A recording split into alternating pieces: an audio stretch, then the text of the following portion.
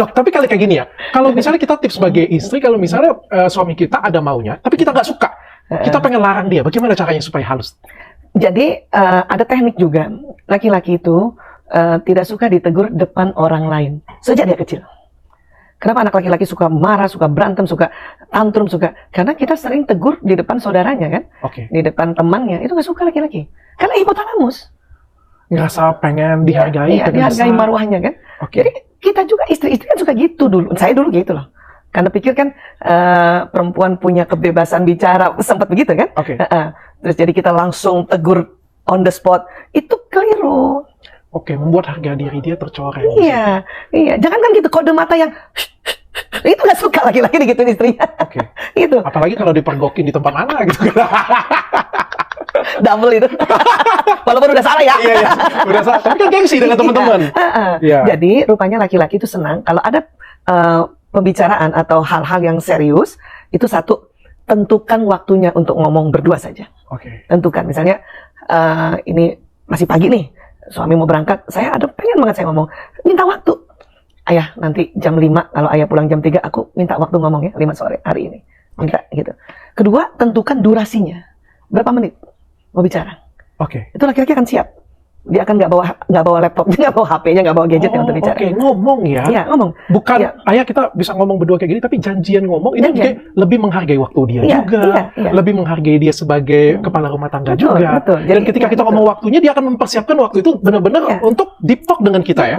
Dan tolong tidak dalam bentuk jam. Ayah, aku mau bicara 30 menit aja. Dan ayah, aku mau bicara 3 jam aja. Kabur lah, itu nggak jadi. Aku ada rapat. Karena laki-laki merasa pada saat ngomong deep talk terlalu panjang dengan seorang perempuan, dengan seorang istri, maka ya masalah lalu kebuka lagi. Dibicarakan lagi. Kadang kan perempuan kata orang ahli sejarah kan? Iya.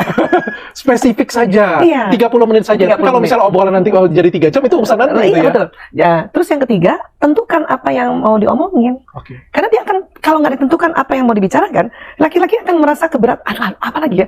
Gue salah apa ya? Apa gitu? Karena dia mengganggu kerjanya kan. Kita jam 10 janjian untuk ngomong jam 5, jam 10 jam 5 dia bicarakan aja. Misalnya aku mau bicarain soal anak pertama, misalnya soal Mas Lanang misalnya, atau aku mau bicarain perasaan aku kok nggak enak kenapa berapa hari ini ya, udah. Gitu. Nah, udah itu 3 itu. Nah, itulah kenapa laki-laki lebih seneng rapat sebetulnya. Ya kan? Di dalam satu pekerjaan, karena rapat itu jelas waktunya, durasinya jelas, itemnya juga jelas, apa yang mau diomongin. Itu yang kita pakai sebetulnya. Dan bisa muncul keputusan akhirnya. Yes. Karena laki-laki selalu memberikan solusi. Nah sekarang kita tergantung juga perempuan.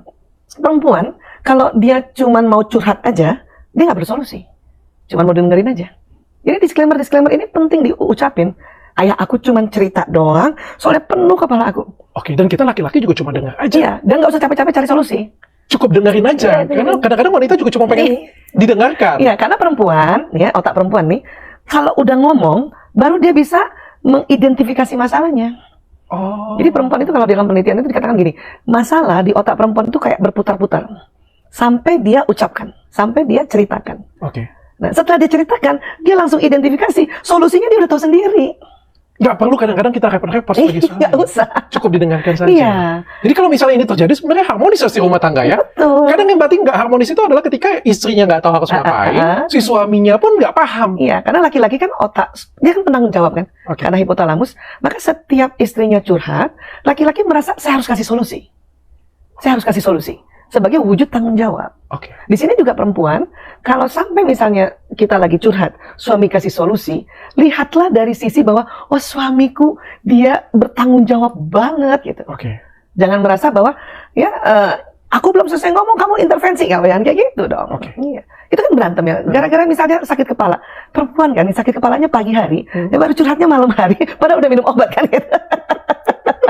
Ya, ayah aku sakit kepala. Laki-laki selalu minum obat dong kan gitu kan? Ya, solusi kan itu? Iya. Tapi kita udah minum obat tadi pagi. Tapi tetap pengen cerita. Pengen cerita. Gitu. Nah, maka karena yang belajar kadang-kadang cuma satu pihak barangkali, kan lebih sering perempuan yang belajar ya. Perempuan, maka perempuan bikin pengumuman dulu. Ayah aku curhat aja, denger aja ya. Denger aja aku udah plong. Nah, suami saya udah mulai mahir, tapi mahirnya itu sekitar 5 tahun baru mahir.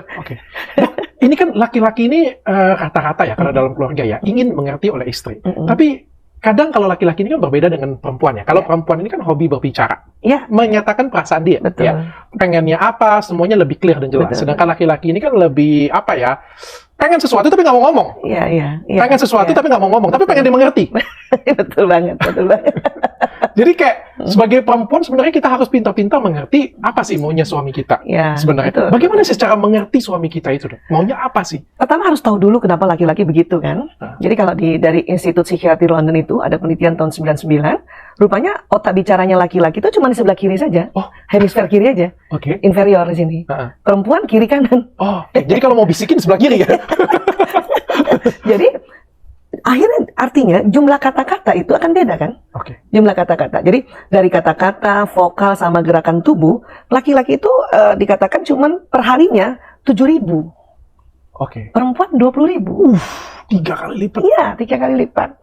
Nah, dan kita juga harus sadar, laki-laki itu bawah sadarnya walaupun nggak belajar kayak gini nih, itu menghemat kata-kata. Diharapkan 7.000 itu untuk pekerjaan. Apalagi kalau pekerjaannya kayak Dr. Richard ya, narasumber, host, ya, kemudian pengajar. Itu buat laki-laki sebisanya 7.000 itu dipakai untuk itu. Gitu. Memang orang lihat misalnya Dr. Richard ini ya pandai bicara, senang ngomong. Ya ini untuk pekerjaan. Malam hari pun udah nggak bisa ngomong. Males ngomong. Tapi kita sebagai istri harus tetap berusaha mengerti. Iya, makanya belajar. Karena laki-laki yang jadi suami yang sudah 7.000 katanya sudah habis untuk pekerjaan, itu menanggapi ceritanya istri kan cuma gitu. Dulu saya tersinggung.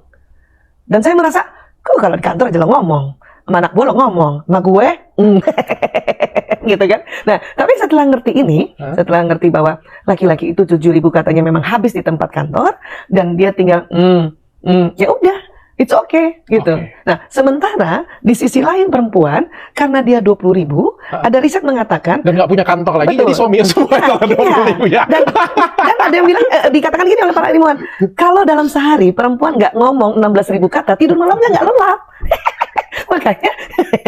makanya please gitu kan, denger aja gitu. Asik kan? Paham. Yang satu ngomong aja, yang satu dia denger aja, nggak usah cari solusi karena udah capek, ya dijawab yang perempuan oke aja. Kalau dua-duanya sama-sama mengerti ya. Walaupun si cewek yang ngomel nggak jelas nggak usah cari solusinya. Dia liatin aja.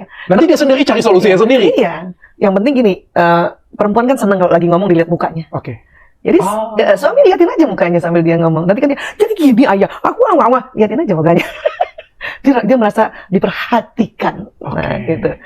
Sekarang tipsnya kalau misalnya laki-lakinya marah nih, kita sebagai istri kayak gimana sih cara ngademnya? Diam dulu. Kan itu tadi, laki-laki kan memang sebetulnya otak emosi kan di tengah ya. Kalau teman-teman psikolog kan istilahnya limbic system tuh otak emosi. Nah, cuman pada laki-laki pada saat dia emosi, artinya emosi negatif ya marah, takut, sedih, kesal, itu mempengaruhi otak kanan saja. 2 tempat. Di sini, di frontal, sama agak di sini, di parietal belakang. 2 lubang. Kiri tidak terpengaruh. Kiri kan otak analisa kan? Hitung-hitung kan kiri. Jadi analisanya masih bagus. Itu laki-laki. Tetapi, karena lubang di kanan memang cuma 2, tapi besar. Nah, pada saat laki-laki marah banget, maka dia sikapnya kayak reptil gitu. Langsung kayak mau ya fight gitu langsung rasanya, or flight kan gitu, atau tiba-tiba tuh suami lari kabur, diam-diam pergi gitu. Karena kan memang batang otak juga batang otak reptil kan gitu. Jadi laki-laki pada saat dia misalnya katakan bukan marah dulu deh, sedih ya. Misalnya anaknya sakit sedih. Ya kan? Masuk ICU misalnya. Ya. Bapak-bapak masih bisa rapat loh. Karena otak kirinya nggak terganggu. Karena dia masih analisa, masih bisa kerja dengan baik, masih konsentrasi, ngitung, masih bisa. Cuman udah nggak kreatif, kan kreatif di kanan. Terganggu. Iya, udah nggak kreatif. Yang penting tetap terganggu tapi masih bisa kerja. Iya, yang penting kan jalanin hari itu karena memang udah terlanjur janji rapat, ya sudah.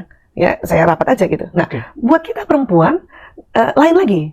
Perempuan pada saat kita berada di emosi itu yang berdampak kiri kanan, seluruh otak. Buat kita sedih ya itu kelihatan dari wajah, kelihatan dari omongan kita, air mata udah mengalir-ngalir gitu. Nanti pikiran juga nggak konsen, nggak bisa bekerja dengan baik, pengaruh banget. Emosional kita itu pengaruh banget ke kehidupan kita kalau cewek. Yang perempuan, itulah istilahnya perempuan perasaannya lebih penuh kan gitu.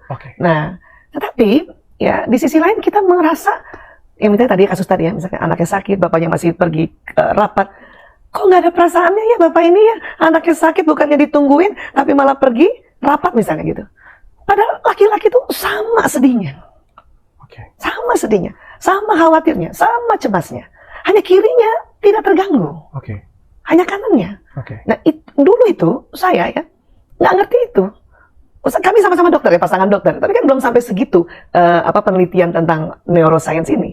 Itu makanya saya senang banget sosialisasikan, karena laki-laki tuh sedih banget, cuman karena dia terlanjur harus rapat ya dengan klien, ya paling nggak kan buat nambahin BPJS ya. Paham saya.